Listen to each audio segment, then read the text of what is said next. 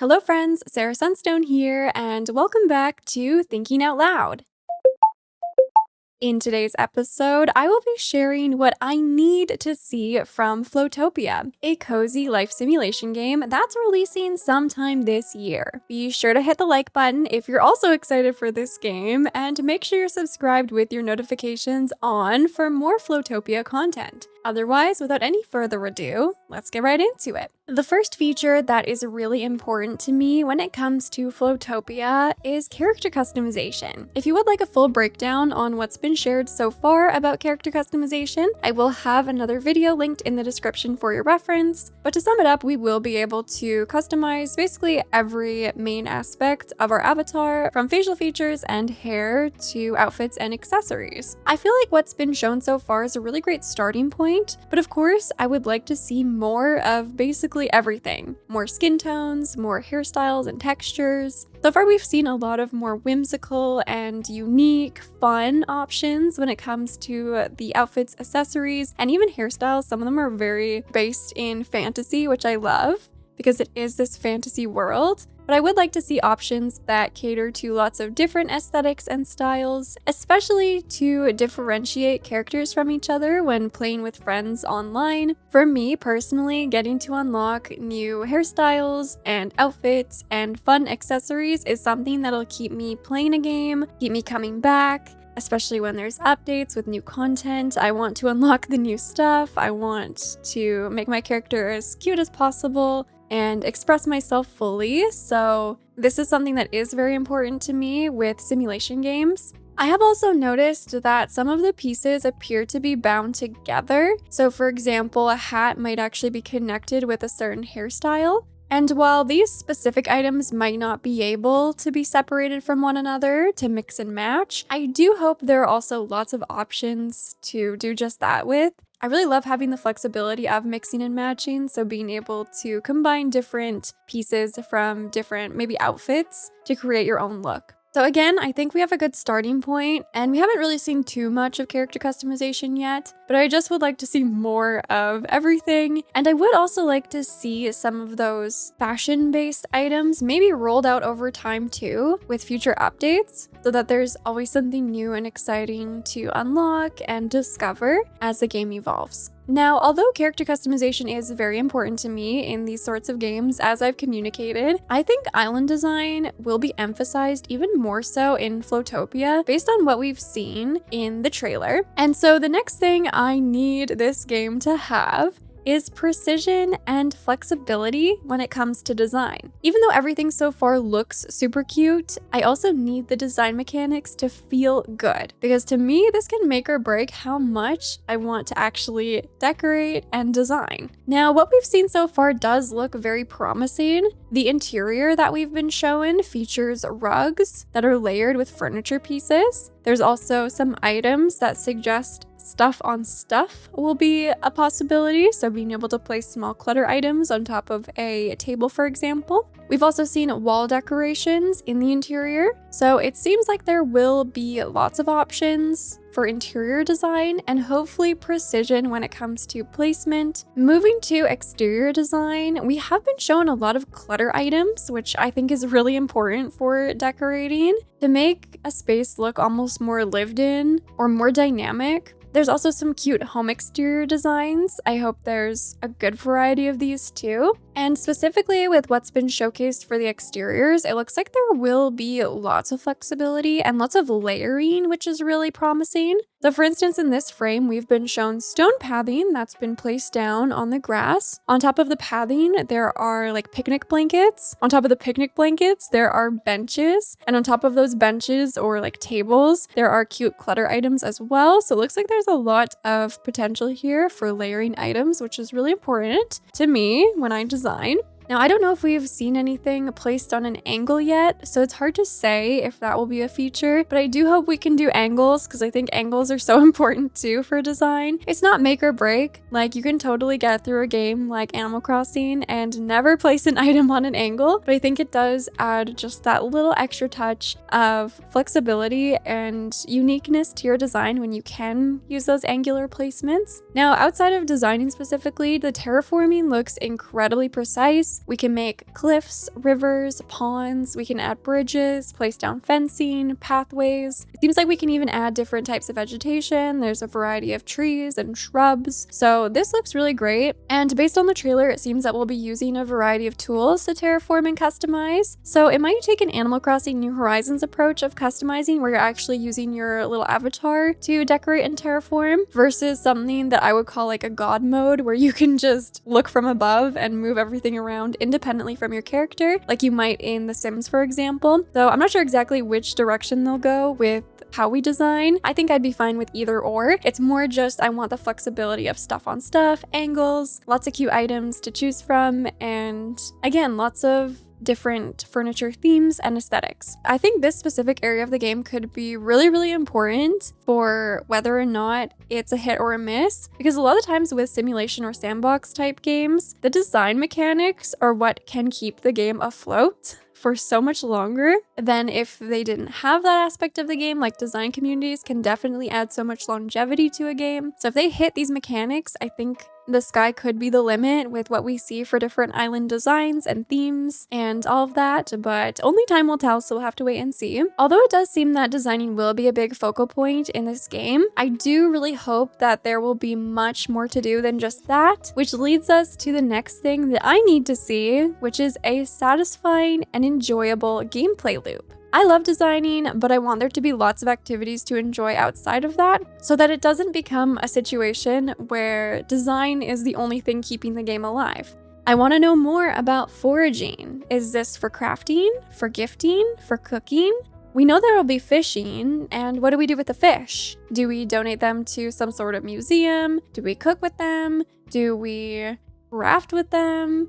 Is there bug catching? And if so, again, what is the purpose? I personally don't love having mechanics just for the sake of having them. In terms of exploration, we know that the team is going to be introducing different islands over time, and a lot of them will have these really interesting themes. They look very vibrant, they look very unique and fun to explore. I would love nothing more than to be able to find loot around the islands. I love finding collectibles, like for example in Infinity Nikki, the chests, the Whim Stars, the Dews of Inspiration. I absolutely love looking for these things and collecting them, and it also helps to inform my exploration in a sense. So give us something like this, give us a currency to collect, give us some crafting recipes to uncover. Maybe we'll discover new NPCs as we explore. And speaking of NPCs, will they be interesting? Will there be a story to immerse ourselves in? Will I enjoy interacting with the characters? And then, not to mention superpowers. This game is said to offer this little unique twist where all of these characters have these useless superpowers, but they prove to have actually unique impacts on the world and ideally our gameplay. There's definitely a lot going on in this game. And there's a lot of potential, and I've thrown out a lot of ideas here for what we could do in our day-to-day gameplay outside of design. And of course it doesn't have to hit all of these marks, but I needed to hit at least some of them. And I think back to the core of what I'm looking for, I just want the gameplay to feel good, and I want to be motivated to do these activities. So again, why am I fishing? What am I finding when I'm exploring? Because at the end of the day, this is what's going to keep me coming back beyond just redesigning and redoing my island over and over again. The next thing I need to see for Floatopia is well-crafted and well-implemented multiplayer features. So far, the team has shared that there will be lots of options for multiplayer if you even want to play multiplayer at all. So you can totally play this game on your own, solo. There will also be options where you can play multiplayer with your close friends, so a more private type of situation. But they did share that there will also be ways to meet other folks just out in the world, you know, via multiplayer, almost like an MMO type structure,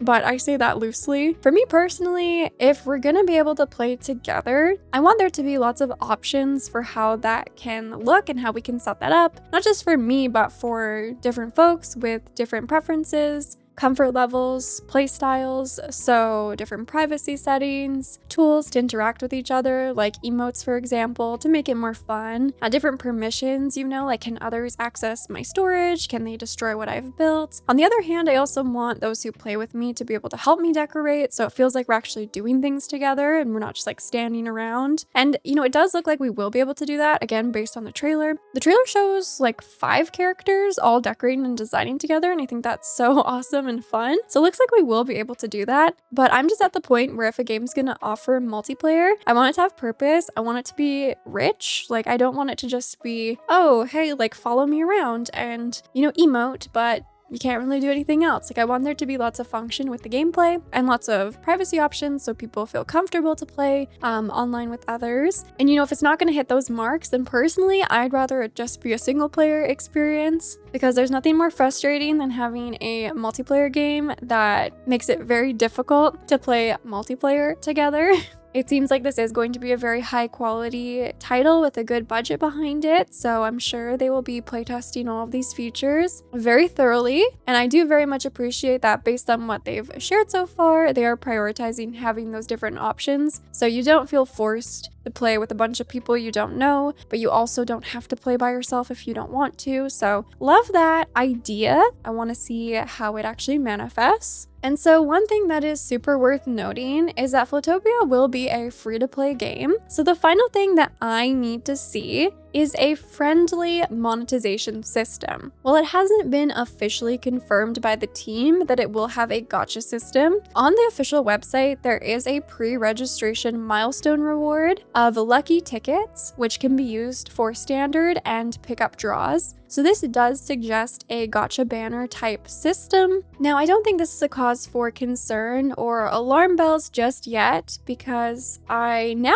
believe that it is possible to have a free-to-play gacha, quote-unquote, game that is very free-to-play friendly. And I'm going to talk a little bit about Infinity Nikki for a moment, because it is my personal opinion that this game has struck a pretty great balance for how they monetize the game and what they offer folks who are free-to-play. I think it is very free-to-play friendly. And so my experience with Infinity Nikki has led me to believe that it is possible to have a friendly free-to-play game. So the way Infinity Nikki does it is they have multiple different currencies. All of them are earnable in-game except for one, the premium currency you would have to pay for. And with this currency, if you use it in the shop, you will get guaranteed items, so there's no chance or surprise with it. The currency used on the gacha banners in Infinity Nikki is earnable in-game, which I personally think is a must, because I don't think you should spend money on random chance items. So I think for Floatopia, it's important that if they do have a gacha system, that the currency used on those banners is earnable and not just purchasable with real money.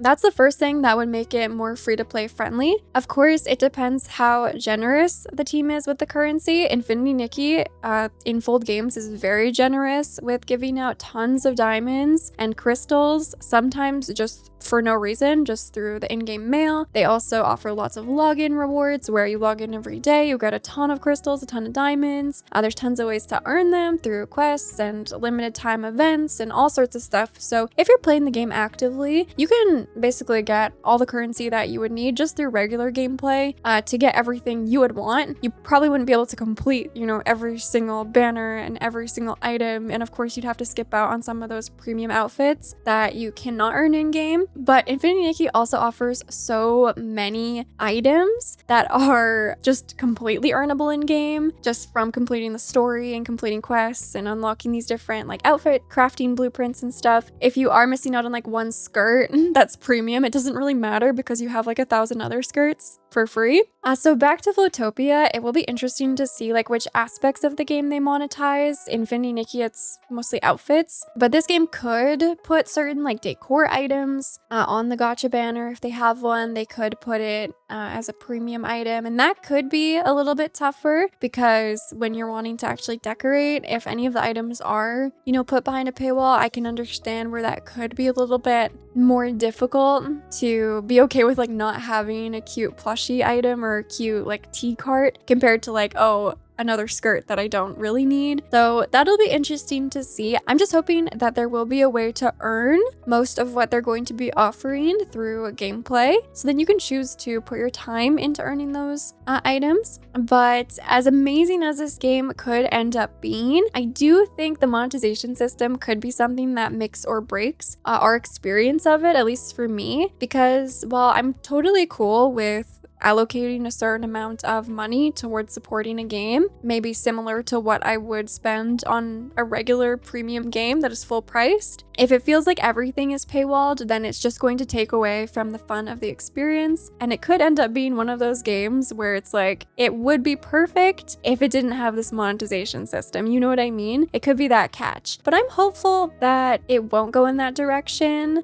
But you know, until we have more information, I'm not going to get ahead of myself here. And I think if all goes well and they do a good job and a fair job of structuring their monetization system, then I actually think it's great if it's a free-to-play title, because then more people can access it without as many barriers, you know? So it could be a huge pro for the game, it could be a huge con, it could be somewhere in between, and we'll honestly just have to wait and see. But there you have it, friends. Those were 5 things that I need to see when Floatopia releases. But what about you? Let me know down in the comments. Anything and everything. You know I always love hearing from you. And with all that being said, thank you so much for watching. I love you all. And until next time, take care.